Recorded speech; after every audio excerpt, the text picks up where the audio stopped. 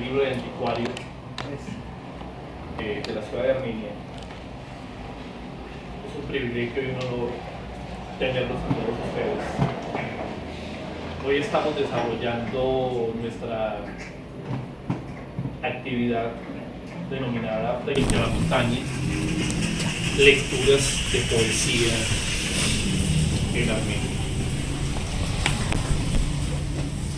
Al interior del Gato, Rómulo, está el taller de creación y apreciación poética Juan Restrepo Fernández, que es un autor que nosotros amamos mucho acá en la ciudad de Armenia, quienes hemos tenido la oportunidad de leerlo y que de una u otra forma estamos haciendo el ejercicio de que este autor empiece a ser leído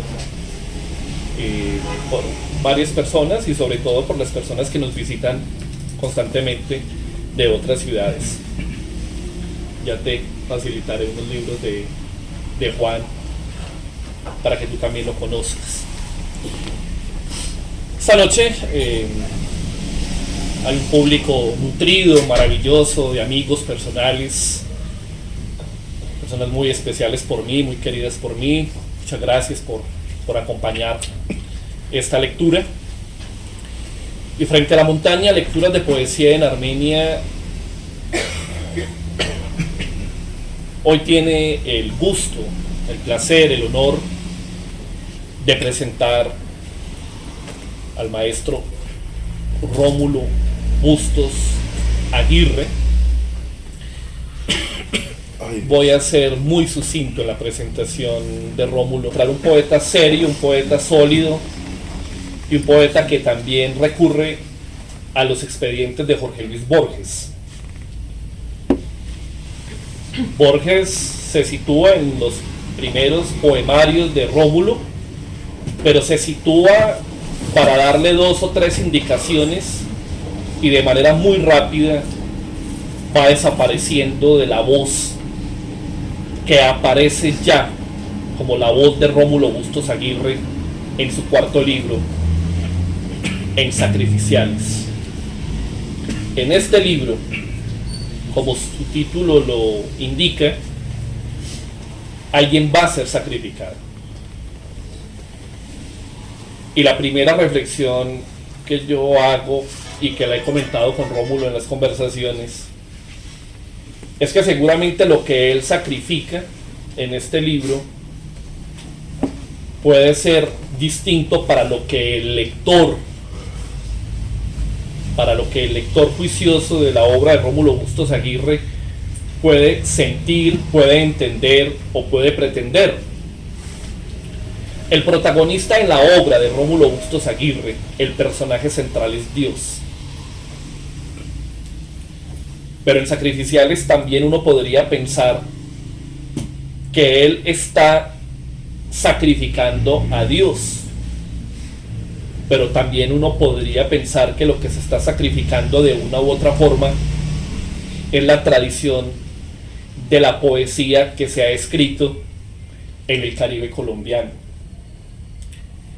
Y yo como lector, y como cualquier lector, tengo derecho y la obligación de creer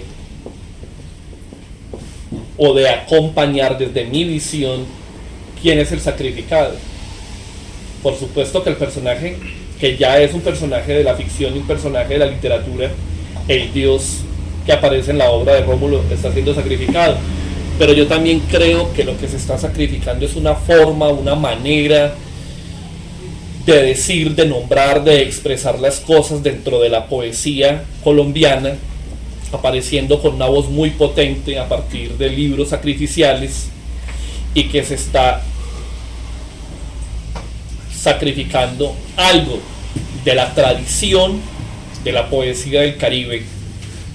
Porque si bien es cierto, Cartagena de Indias, el centro histórico de Cartagena, la historia de los primeros hombres y de las primeras mujeres que habitaron esta sociedad, también está presente en la obra de Rómulo Bustos. Lo que no está presente es en la forma o en la manera o en el lenguaje como él lo aborda, porque para mí, en una concepción muy íntima, la poesía de Rómulo Bustos Aguirre es casi que es un parteaguas, es un punto de partida, es un punto de decisión, es una cruz entre lo que lo antecede a él con los autores que estaban más cercanos a la descripción del mar, a la descripción de todas estas postales casi de orden costumbrista, si se podría decir de esta manera, para darle paso muy en el fondo a otra Cartagena, a otro mar, a otro paisaje, y ahí sí se está recibiendo de manera muy protagonista una de las lecciones de Jorge Luis Borges, cuando le enseña al poeta que lo que lo acompaña, que lo que lo circunda, que lo que lo establece puede seguir existiendo, pero de otra forma, de otra manera, integrando nuevos elementos, integrando nuevos signos, integrando nuevos valores para poder construir, ya sea en poesía o en pintura o en música, una obra de arte.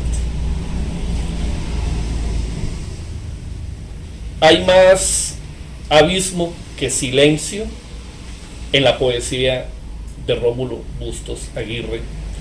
Y Rómulo Bustos Aguirre, desde el humor, que es una herramienta para defenderse y también una herramienta para atacar, construye desde la poesía uno de los ejercicios más altos del nihilismo que se ha escrito desde el Caribe colombiano y que se ha escrito en la poesía nuestra y sobre todo en la poesía más reciente. En Rómulo no hay panfleto y tampoco hay panegírico. En Rómulo hay una posición desde la belleza del lenguaje absolutamente nihilista. Es un rebelde, es un marginal, como necesariamente tienen que ser los grandes poetas.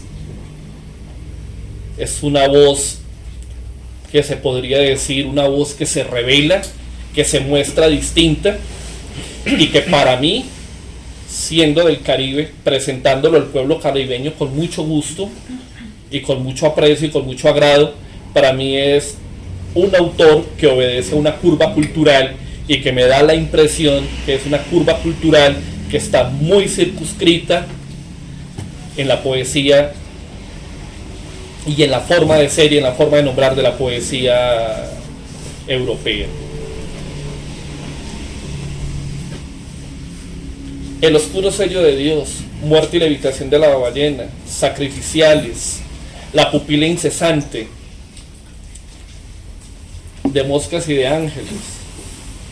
Toda esta obra es un profundo macizo, es un gran retrato de una voz propia, de una voz auténtica, de una voz sólida.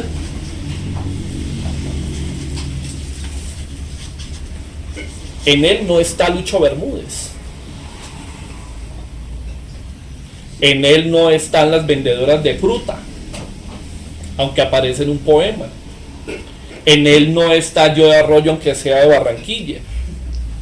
En él no están los sonidos, esas formas, esos vendedores de gafas, no está, pero también está. Es un autor que para mí, al ser un hombre que sacrifica a Dios necesariamente, de una u otra forma, tiene una relación directa con Nietzsche, tiene una relación directa con Wagner, tiene una relación directa con el Odeón errante de Wagner, con los valles del Nibelungo, y en términos plásticos con Schiller, cuando uno observa que es una puerta que lleva a otra puerta y que lleva a otra puerta y que casi siempre está condensado el misterio de esta manera.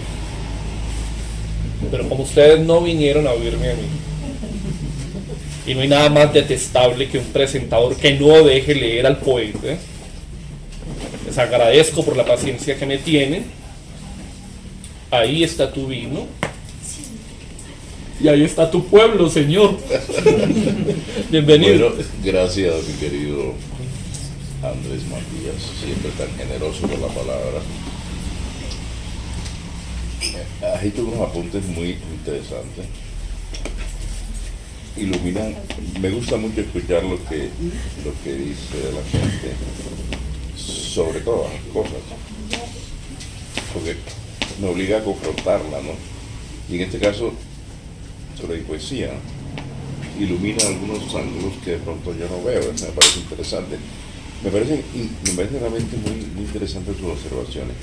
De alguna manera volveremos a hablar de eso un poco después de la lectura, ¿verdad? Sí, claro. Sí. Por lo pronto comencemos con un milagro. La conversión del vino en agua. Lo que tomar yo esa.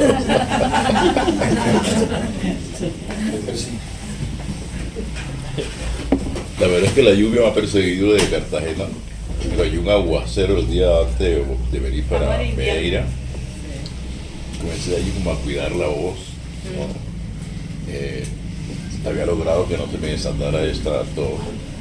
Yo creo que fue por, de alguna manera hablé como en un tono muy alto, como hablé muy alto, creo, y eso fue como lo que me desequilibró un poco. Acá voy a bajar un poco el tono de manera que sí creo que se escucha, ¿verdad? Sí. Así, en este tono, sin necesidad de forzarme mucho. Y entonces, vamos a hacer una lectura antológica breve que justamente con ayuda de esta aproximación generosa que ha hecho Andrés Matías de mi lectura pueda suscitar el diálogo, ¿no? A partir de eso. Entonces vamos a comenzar. Andrés dijo una cosa que es muy cierta, yo lo comparto completamente. Mi trayectoria son 8 libros y podríamos decir que, bueno, hay unos que no están, porque justamente yo los borré, no los publiqué, un par de libros antes de mi primer libro, pero yo decidí que eso no estuviera, afortunadamente. Decía él que realmente el poemario donde una cierta voz en una trayectoria logra configurarse como la voz, digámoslo así, ya de alguna manera en plenitud, en ejercicio de sus facultades, de su potencia, de su designio, se da en el poemario sacrificial. Eso es verdad, completamente de acuerdo contigo. O sea, en esa medida los 4 libros anteriores sirven de varias formas. Una manera de decirlo sirve como de preparación, ejercicio de preparación para este hallazgo. Es el camino sinuoso antes de que se produzca este hallazgo. Y podríamos decir que el libro 4, que es La estación de la sed, es como el libro bisagra, ¿no? Para que da apertura a sacrificiales. Pero el libro tercero, que se titula En el traspatio del cielo, vamos a comenzar por ese lado, porque, digamos, de alguna manera puede darnos la imagen de aquello con lo cual se rompe, con lo cual la voz se desgarra y asume otro registro. También vale la pena por un cierto paralelismo, porque En el traspatio del cielo fue un libro que mereció el Premio Nacional de Colcultura en 1993. Entonces, y es justamente después de este libro y después de ese premio que el registro de voz cambia, ¿no? Se transforma casi que completamente, ¿no? Lo cual de alguna manera es un poco extraño, ¿no? Porque si dices, tú ganas un premio por un libro así, lo más seguro es que eso ya es tu voz y debería seguir en esa dirección. Pero si uno realmente acepta los llamados intereses más profundos, tiene que sacrificar todo esto, digamos, cierta comodidad que podía haberme dado seguir en esta dirección. Entonces, como contrapunto, digamos, leeré poemas de El traspatio del cielo y otros de aquellos en los cuales la voz se va transformando hacia una zona, como insinuaba el amigo Andrés, pueden sentirse como más tributarias de alguna manera más tributarias de cierto Silva, ¿no? Del Silva de Gota Amarga, que a menos ha leído esa Gota Amarga y ha reconocido su importancia, ¿no? Bueno, entonces comencemos con En el traspatio del cielo. Este es un poemario que está habitado por la nostalgia de la infancia. Está construido desde la nostalgia. Y es una imaginación que de alguna manera tiende a pensar, a inventar. Siempre estamos inventando. La infancia como espacio paradisíaco, ¿no? Entonces vamos, y aquí aparecen ángeles. De hecho hay un personaje que, podemos decir un personaje que es un ángel que aparece y reaparece. Y la madre es una especie de ángel niño, no es un ángel, digámoslo así, adulto. Los ángeles tienen esas etapas. Lo tiene, Rómulo. Bueno, habla un teólogo. Entonces, vamos con un poema que se titula La visita, y justamente en la visita del ángel dice: dame un poco de ese dulce de tamarindo. Dijo el ángel que en lugar de voz sonaba un prodigioso metal en la garganta. El ángel estaba sentado a la ventana bajo la enredadera llamada trompeta de ángeles, pero él no tocaba sus trompetas, sino que repetía: dame un poco de ese dulce de tamarindo. En su camisón blanquísimo se veían manchas desleídas. Una nube azul cubría sus ojos abiertos, como alguien detenido en perpetuo asombro. Es que me manché el vestido comiendo pepas de camajorú, dijeron las sonajas que agitaba en su garganta, y yo le contesté: lávalas con agua de astromelias, para que cuando regreses no te regañe tu madre.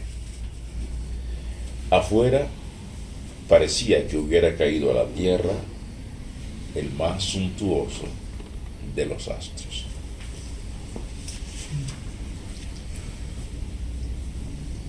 La madre es un eje en esta reconstrucción de la infancia. Crónica de la madre. Dios creó a las 6 de la mañana para que la madre despierte y nosotros podamos recoger los mangos caídos durante la noche. Cuando el aire es todavía un secreto dicho en voz muy baja por la sombra.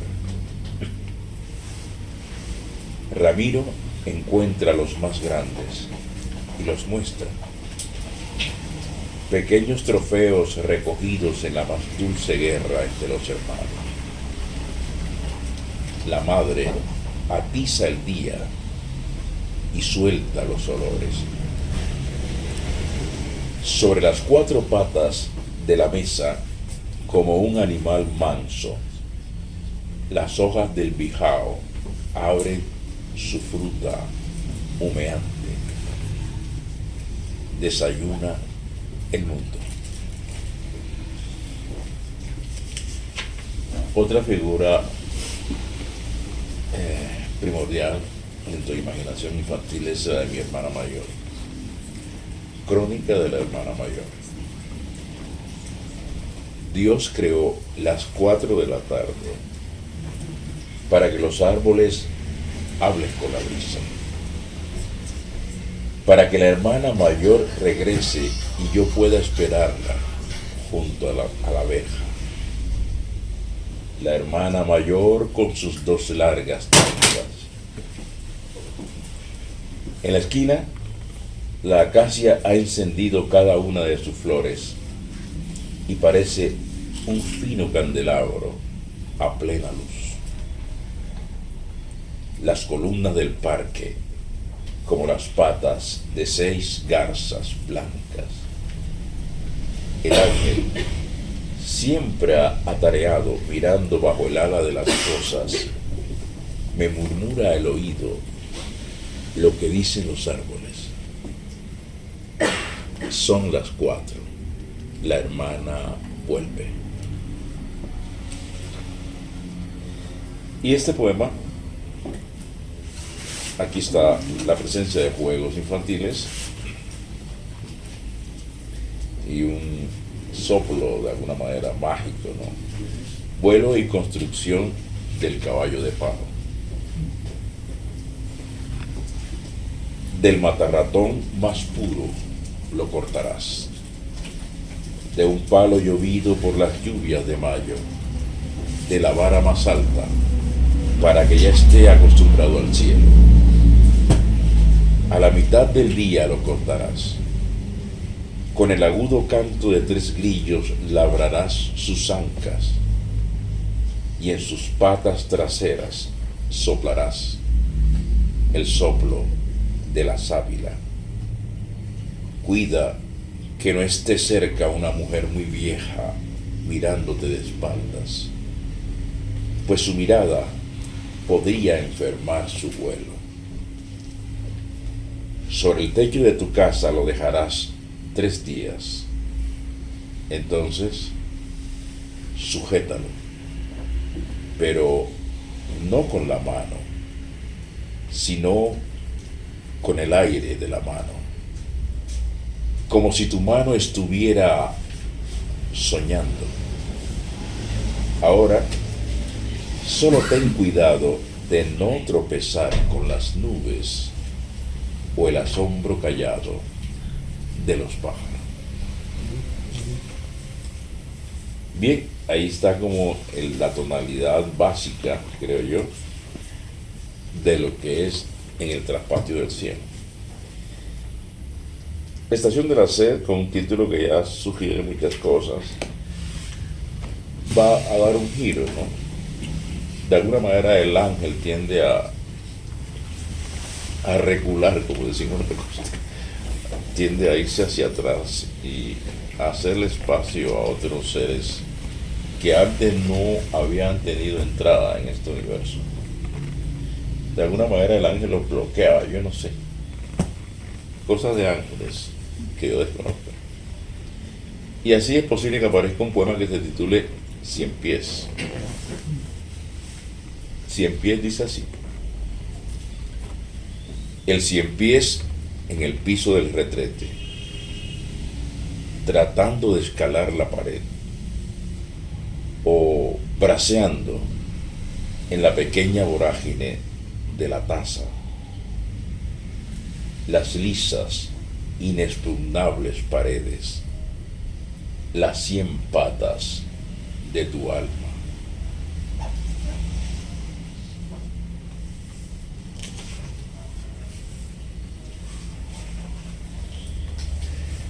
Un poema que yo siempre he dicho que es central, central para mí, ¿no? En la construcción de ese universo poético zigzagueante que se va armando. Escena de Marbella, cuyo origen es una imagen muy cotidiana de la playa de Marbella en Cartagena, y que es un poema que seguramente le daría la razón a Andrés cuando habla de la muerte de Dios y del elemento nietzscheano, porque aquí aparece con una centralidad que se me reveló a mí a posteriori, como siempre, no antes. Escena de Marbella dice así: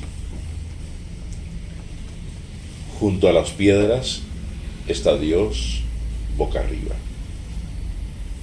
Los pescadores en fila tiraron largamente de la red y ahora yace allí con sus ojos blancos mirando al cielo. Parece un bañista definitivamente distraído. Parece un gran pez gordo de cola muy grande, pero es solo Dios, hinchado y con escamas impuras. ¿Cuánto tiempo habrá rodado sobre las aguas? Los curiosos observan la pesca monstruosa. Algunos separan una porción y la llevan para sus casas. Otros se preguntan si será conveniente comer de un alimento que ha estado tanto tiempo expuesto a la intemperie.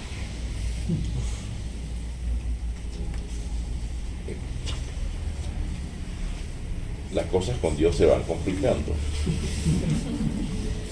Y aquí aparece un poema que también yo considero que fue muy importante. Es el que le da el título a ese librito de la Universidad Externado, de la dificultad para atrapar una mosca. Fíjense que en esas cosas sucede. Yo recuerdo cuando yo tenía la estación de la SED. La estación de la SED tiene 3 secciones. Una se titula La estación de la SED. Otra sección se titula Oración del impuro. Y otra sección se titula De la dificultad para atrapar una mosca. Como eran 3 secciones, no era un libro que pudiéramos considerar unitario. Y casi mis libros, salvo en el Traspatio del Cielo, bueno, los primeros, yo pudiera decir que no son libros exactamente unitarios. Son libros más bien como que se mueven como casi como una andadura un poco nerviosa, como que en una dirección y pueden ir también en otra, ¿no? Así por este libro no es un libro unitario, son 3 secciones con matizaciones distintas. Y yo me acuerdo que yo estaba con 2 amigos que fueron muy importantes para mí, son muy importantes, porque hicieron parte del grupo inicial con que yo comienzo a escribir poesía en Cartagena. El grupo En Tono Menor, una revistica de provincia, pero fue mis primeros pasos y los de algunos escritores, como Jorge García Busta, o como Pedro Badrán Padaví, que es un gran narrador, o como un gran historiador que es Alfonso Múnera. Y yo recuerdo que estábamos en un apartamento mío y yo le dije, oye, ve, tengo una duda con qué título le voy a poner. Ayúdenme. Y yo le dije, yo quiero ponerle De la dificultad para atrapar una mosca. Y los 2 se echaron a reír. Yo dije, ¿por qué se ríen ustedes? No nos parece, es un título para un poema tuyo, para un poemario tuyo, no nos parece. Nos parece mejor Oración del impuro o La estación de la SED. Yo sacrifiqué en ese momento mi gusto por oírlos a ellos, o sea, era un poquito de pronto más, sí, a lo mejor es mucho más ecuménico el término La estación de la SED. Pero te iba a cuenta la anécdota por lo siguiente, porque ¿cómo sucede que van emergiendo cosas que tú no tienes programado, ¿no? Porque a ellos no les pareció que era el nombre, porque era un nombre un tanto jocoso, y ellos no habían asimilado mi poesía a lo jocoso, a lo que tuviera presencia del humor. Pero se estaba revelando en mí la presencia del humor sin yo saberlo, ¿no? Bien, por eso traía cuento de eso, ¿no? Como ni mis amigos, es más, mi gran amigo Alfonso Mora, yo sé que en el fondo él no disfruta de la poesía última vía. Él es un buen lector de poesía, pero yo sé que él prefiere el primer romano. Estoy convencido. Y sucede con mucha gente así. Bueno, De la dificultad para atrapar una mosca. La dificultad para atrapar una mosca radica en la compleja composición de su ojo. Es el más parecido al ojo de Dios. A través de una red de ocelos diminutos, puede observarte desde todos los ángulos, siempre dispuesta al vuelo. Parece ser que el gran ojo de la mosca no distingue entre los colores. Probablemente tampoco distinga entre tú, que intentas atraparla, y los restos descompuestos en que se posa. Bueno, vamos a dejar ahí con Estación de la SED y vamos a Sacrificiales, que es el libro. Y yo convengo con Andrés Matías en que de alguna manera la voz parece como saber cuál es su designio interior, y por esa razón se permite muchas cosas que antes no se permitía. Se permite ser un poco libre y jugar con ella misma, jugar con el lector. Es un poema en el cual yo me atrevo a hacer una cosa que me costó un trabajo tremendo: meter el nombre mío en el poema. Me costaba mucho trabajo. Y dije, no, ¿por qué no lo voy a meter? Y ahí me meto yo en el poema. Es más, meto a mi amigo Alfonso Muller en un poema. Lo meto ahí tranquilamente. Es un ejercicio de libertad, ¿no? Y pienso que tiene que ver con eso, porque que de alguna u otra manera se han tomado decisiones que tienen que ver con lo que decía Andrés. Algo hay que sacrificar, y se ha sacrificado, ¿no? Se ha sacrificado. Es más, podría decir, una manera también de leer eso es que el sacrificado sí puede ser Dios, de hecho es un elemento, o puede ser lo que tú dices, una tradición, que es muy interesante tu lectura, pero ahí podría decir yo que de alguna manera me sacrifico a mí mismo. ¿Por qué? Ya lo diré cuando lea un poema que me permitirá hacer esa observación sacrificial. Hay un poema inicial que parece que es muy importante, me parece que marca una noción, una visión más bien,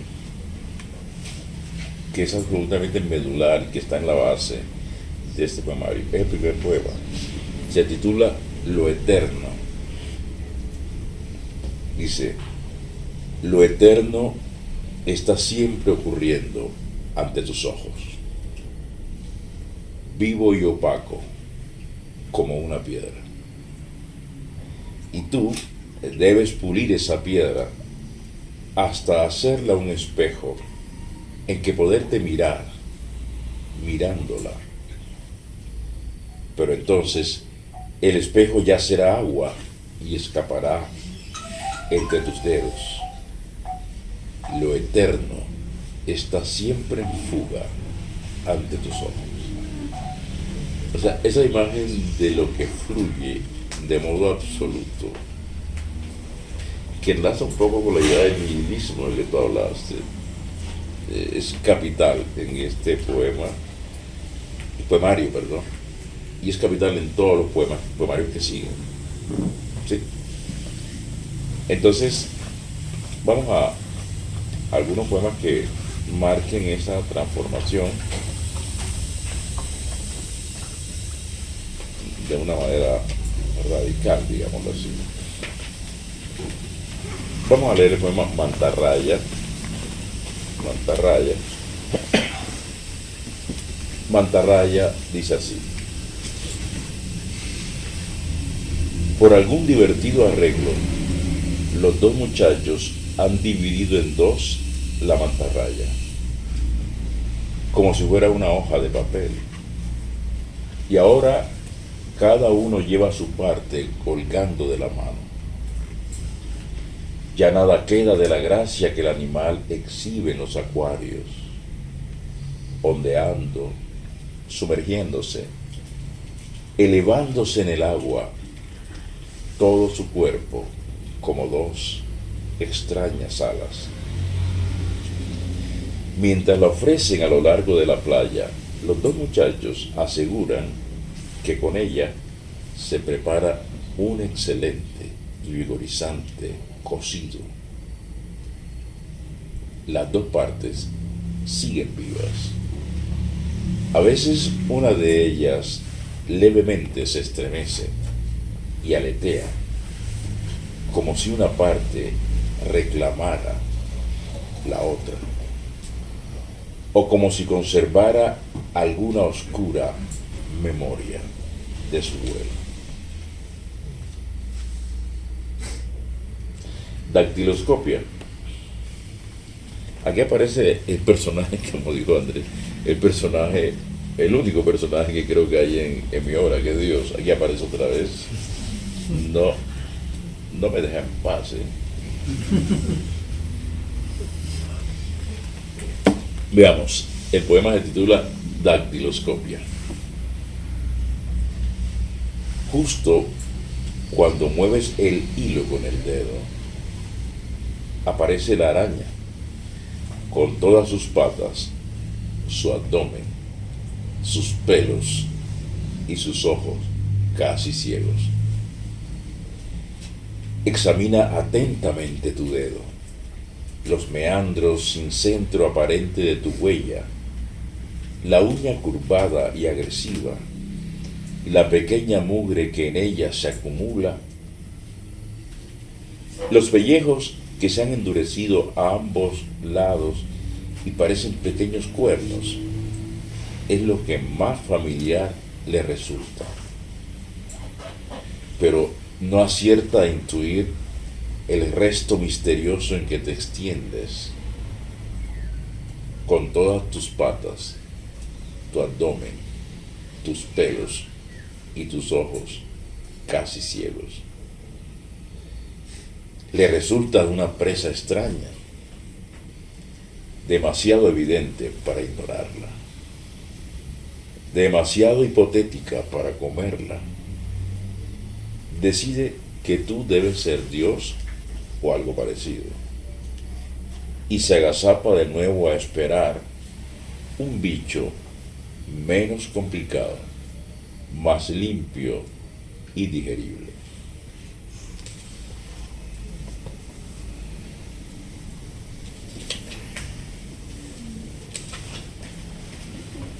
Bueno, veamos este poema que se titula De la levedad. Y después voy a leer el poema ese que les dije, sí, De la levedad.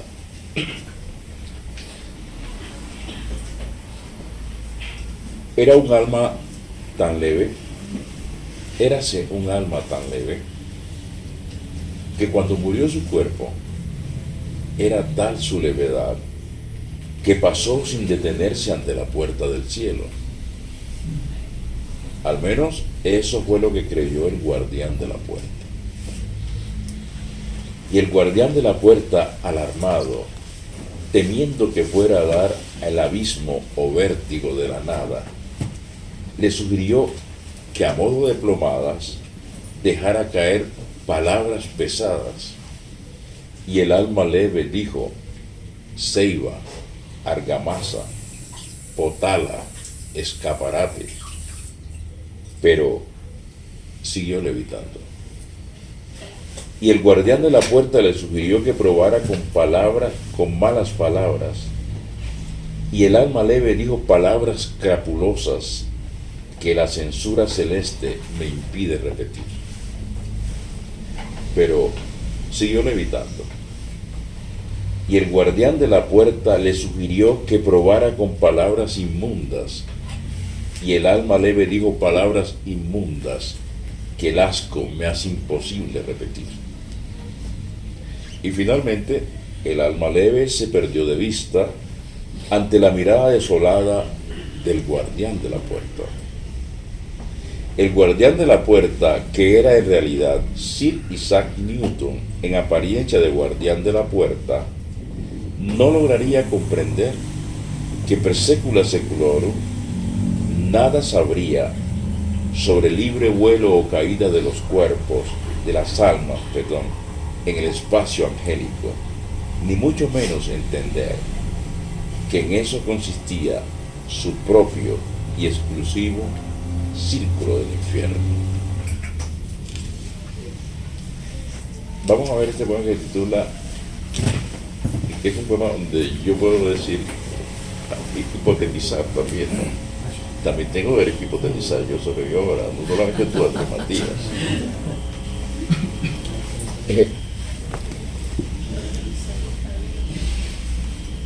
La idea de que yo soy también el sacrificado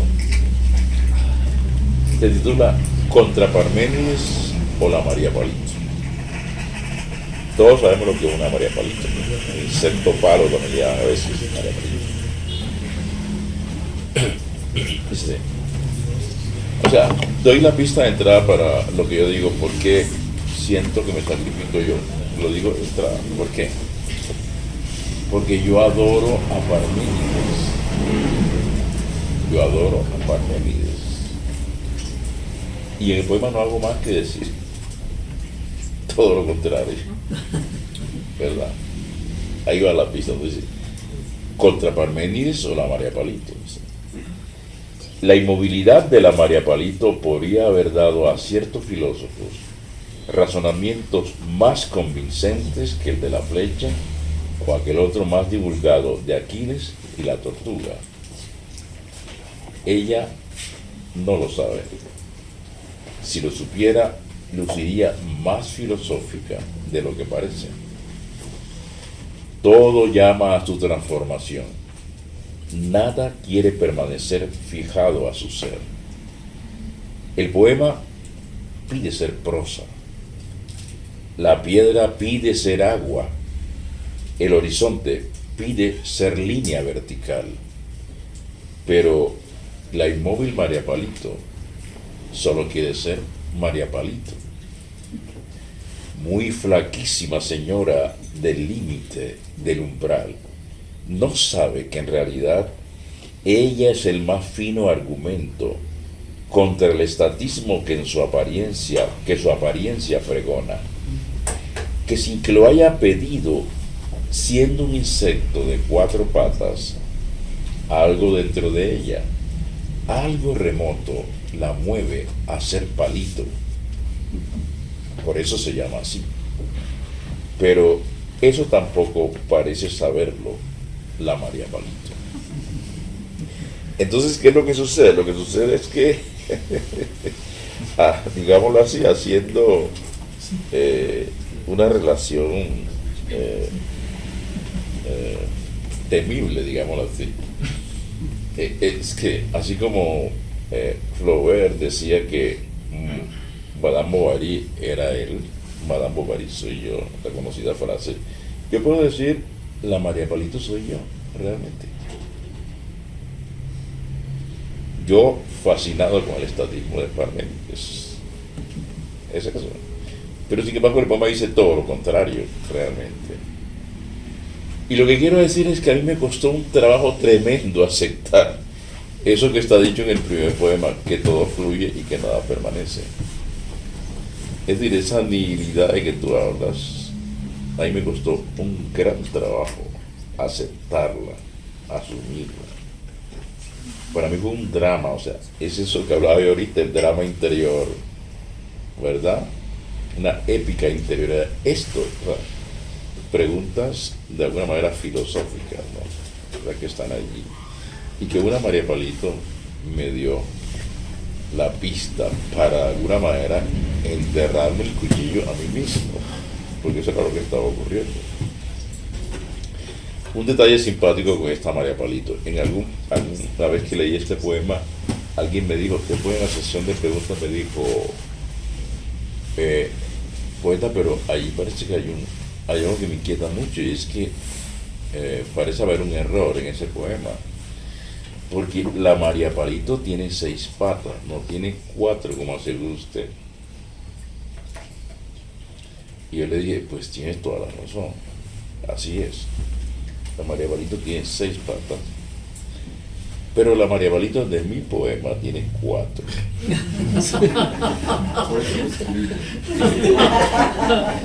Yo decidí que tenía 4. Y fue verdad, o sea, no fue una arbitrariedad. Sí lo fue, pero una arbitrariedad poética, vale la pena hacerlo. Porque yo lo que sentía era, yo escribía la línea y con 6 patas, y no me gustaba la línea, o sea, yo sentía que 6 es una sola sílaba, 4 son 2. Pero además 6 es una palabra con muchas S y es sibilante, demasiado suave. Yo necesitaba una palabra crujiente, y esa me la daba 4, no me la daba 6. Entonces yo sacrifiqué ahí el dato de la realidad y sobrepuse la necesidad fónica, ¿verdad? Y todo queda finalmente en ese hecho que es la ficción poética, ¿no? Pero aquí hay un poema que no voy a leer porque es muy largo y de pronto me ataca otra vez la tos, pero diré algo sobre él porque es interesante a propósito de algunas de las cosas que hicimos en el largo preámbulo, antes de comenzar el preámbulo de Andrés. ¿Qué es esto?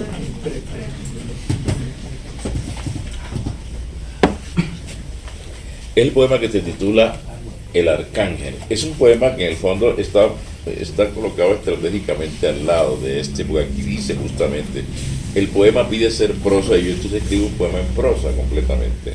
Se llama El Arcángel. Es un cuento realmente, un poema en prosa. Tiene la disposición tipográfica incluso, no del poema, sino de la prosa. Y la anécdota es interesante, la anécdota es esta. Yo estoy en Bogotá, ¿cómo es? En la Candelaria. Ustedes saben que en la Candelaria hay muchas zonas donde venden objetos religiosos, ¿no? Yo iba con mi hermana y yo me quedé embelesado mirando un arcángel, Miguel, San Miguel. Y yo me quedé fascinado con el arcángel, me encantaba el arcángel. Entonces mi hermana me dijo, sospecho que me va a tocar regalarte el arcángel. Y yo dije, yo no me molestaría si me lo regalas. Bueno, te lo voy a regalar. Ok, vamos, entonces me lo vas a regalar, pero yo tenía una preocupación, una inquietud tremenda que revela mucho de lo que estaba insinuando ahorita. Yo le dije al Señor, le dije, mire, nosotros nos vamos a llevar ese arcángel, pero con una condición. Es que a mí no me gusta el demonio que está abajo. Yo necesito que usted, de alguna manera, desaparezca ese demonio. Entonces, el hombre, como buen comerciante, porque era una imagen esta de bulto, de un material, no sé cuál es. Yeso, no era yeso, es un material sintético que utilizan ahora. Era muy bonito ese arcángel, es muy bonito, yo lo tengo en mi casa. Entonces, no se preocupe, mañana venga que ya no estará ese demonio ahí. Y yo vine y en efecto el demonio no estaba. Lo habían cortado y habían transformado el demonio en una especie de, parece que fuera como una rama, donde el ángel tiene posado el pie, como si hubiera sobre una rama. Entonces queda el ángel nada más con la lanza, tiene una lanza.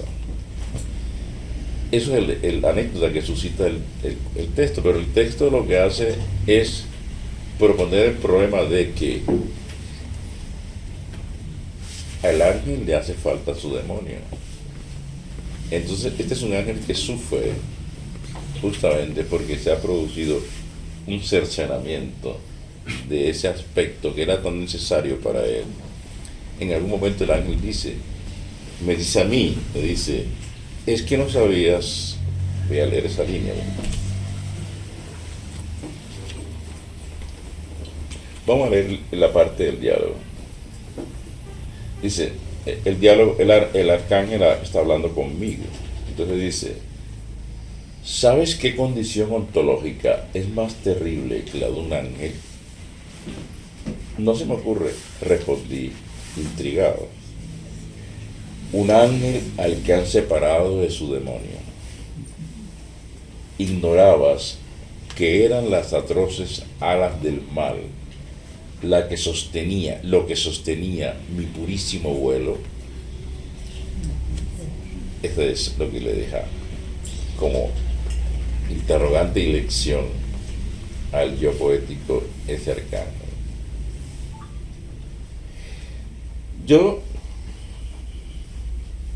realmente las razones por las cuales corté el ángel no eran tantos que fuera el mal, sino porque me parecía muy feo, simplemente.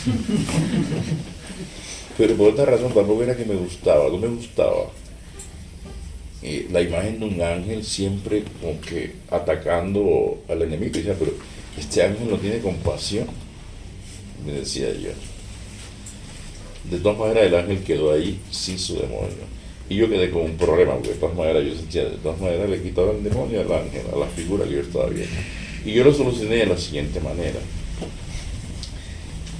Era una lanza, pues bien, busqué y mandé a hacer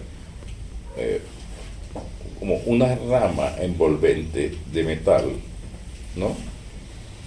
Que tuviera hojas y tuviera flores de abajo, surgiendo de abajo hacia arriba de la lanza.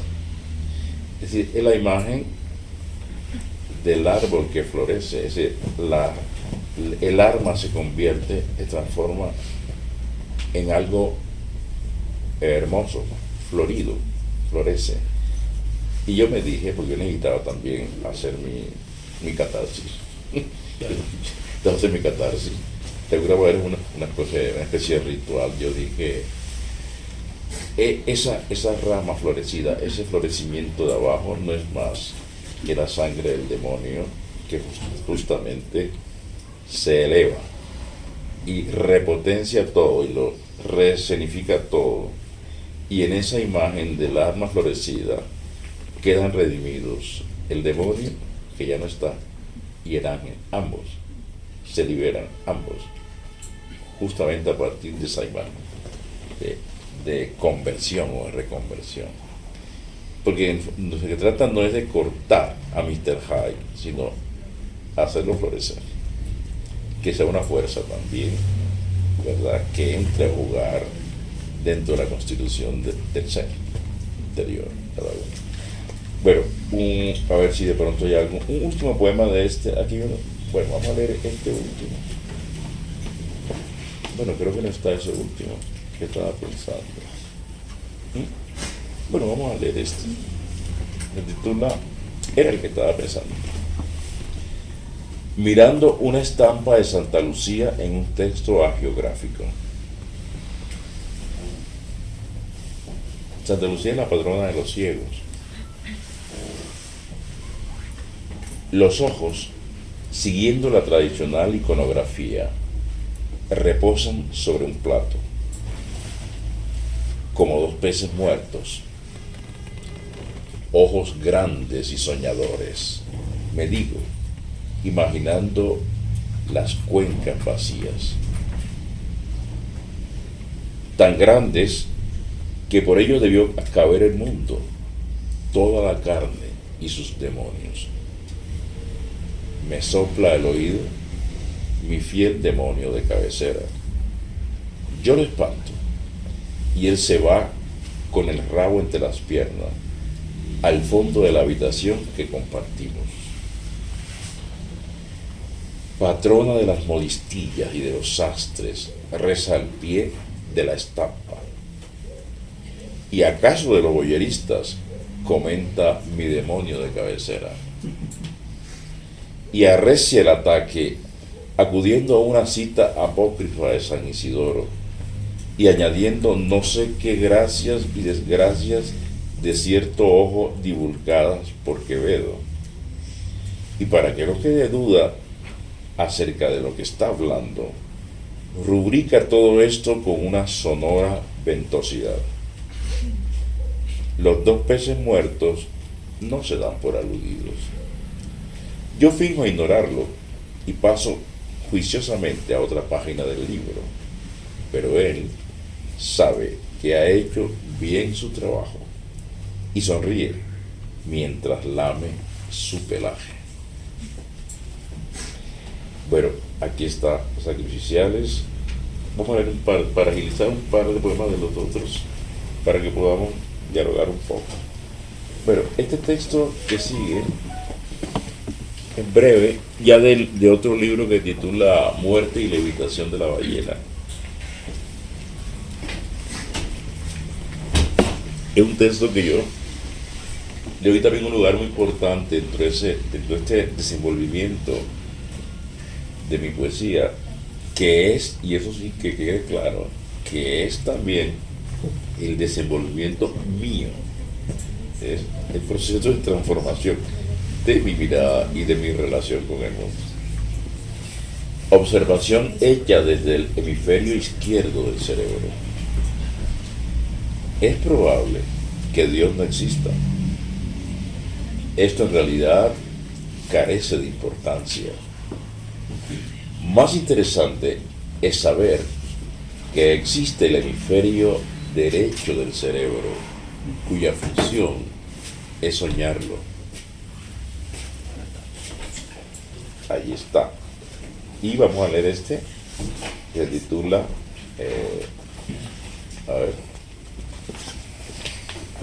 este se titula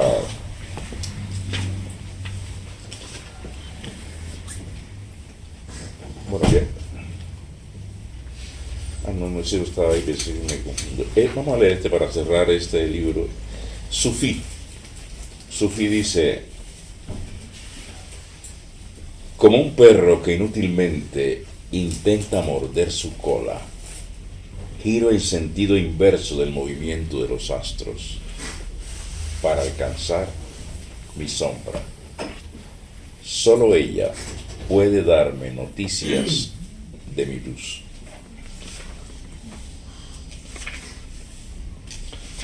Bueno, estoy evitando los poemas largos para que no me ataquen la tos. Vamos a, de La pupila incesante, dos textos. Uno que se titula dos o tres, vamos a leer tres. Rómulo, Sensontle, ¿está ahí? Bueno, Sensontle.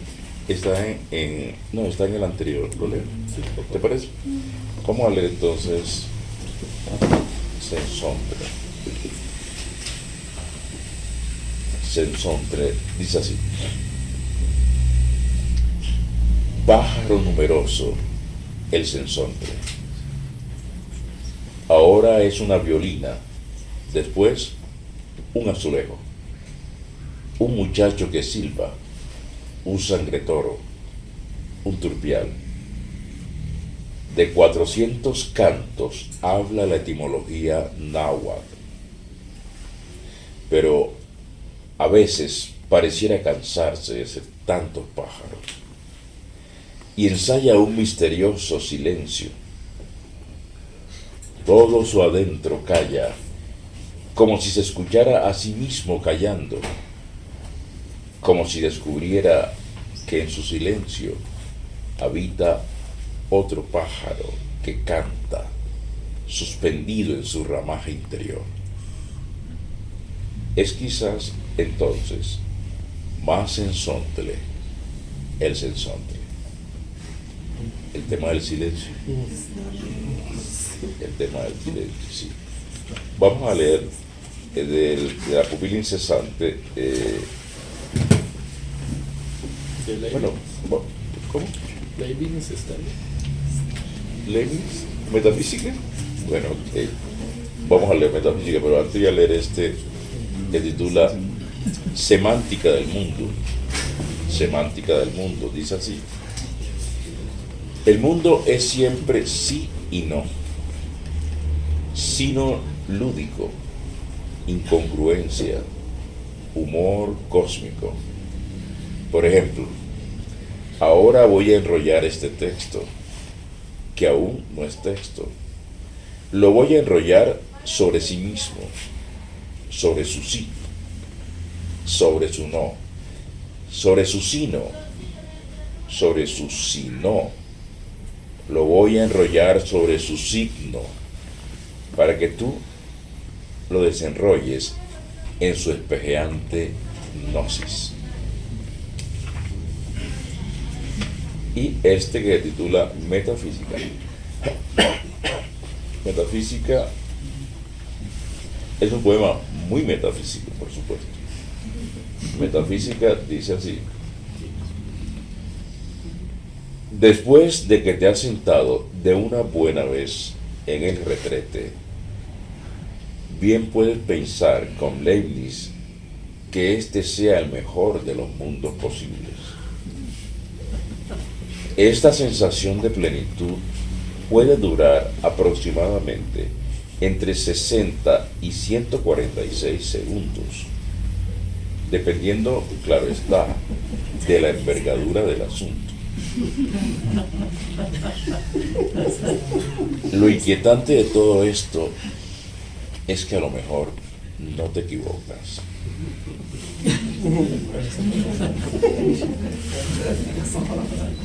Bueno, un último poema. Sí, yo creo que merezco descansar. No leí nada de aquí. Y terminar de pronto si lo tienes ahí con el borrador, el verde. ¿Lo tienes ahí? Sí, está ahí. Aquí debe estar. Sí, es un poema que siempre antes lo leí. Bueno, vamos a leer entonces este último, que es un poema en 3 momentos, y un poema del primer libro, del cual no he leído, sobre el cual Andrés Matías tiene algunas reflexiones bien interesantes, la verdad que sí. interesante encontrarse uno con gente que conoce más de la obra que uno. Esa es una cosa verdaderamente fascinante. Sí. Bueno, este último de la pupila incesante se titula Poema de amor con serpientes, erizos y palomas. Son 3 segmentos. El segmento 1 dice: el camino serpeaba entre hierbajos. Me topé con 2 serpientes que formaban un nudo movedizo. Hacemos el amor, me dijeron con sus ojos de serpiente al sentirse observadas. Yo les arrojé la camisa que llevaba puesta, no para cubrir su desnudez, sino para atraparlas, para atrapar el amor con todas sus escamas. Las metí en mi bolso de viaje. Ya tengo 2 serpientes, ahora solo me falta un paraíso, me dije. Pero cuando abrí el bolso, solo hallé sus opacas mudas de piel. 2. El camino se erizaba de hierbajos. Me topé con 2 erizos, macho y hembra, hasta donde me fue dado saber. Hacemos el amor, me dijeron con sus ojos de erizo, cuando se sintieron observados. Y siguieron en éxtasis, clavándose sus agujas. Me atraía ese amor con todas sus agujas, pero por precaución decidí no meterlos en mi bolso de viaje. 3. El camino palomeaba entre hierbajos. Como supondrá el lector, me topé con 2 palomas que me dijeron: hacemos el amor, con sus ojos de paloma. Las metí en mi bolso del viaje. Esa noche cené caldo de palomas, por si las moscas. A propósito de moscas. Y vamos a un libro, perdón, a un poema del primer libro.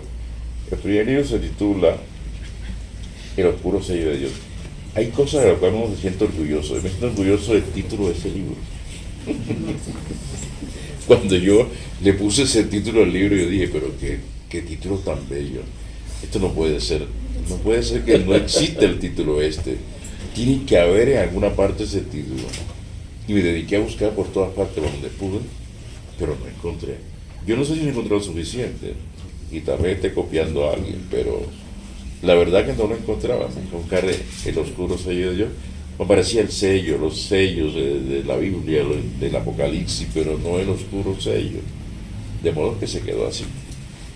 Bueno, vamos a este poema del oscuro sello que se titula Monólogo del verdugo.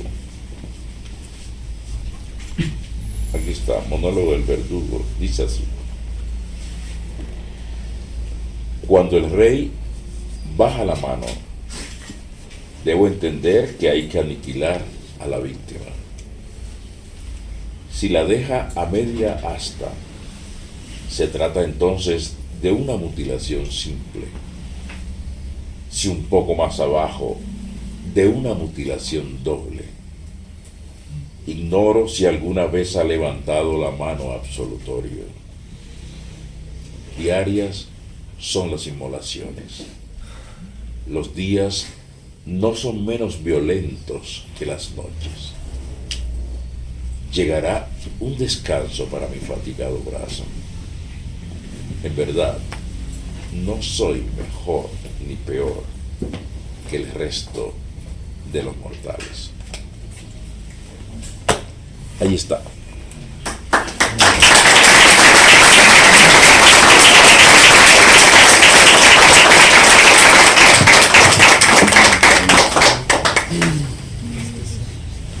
Bueno, muchachos, las bridas las tiene usted.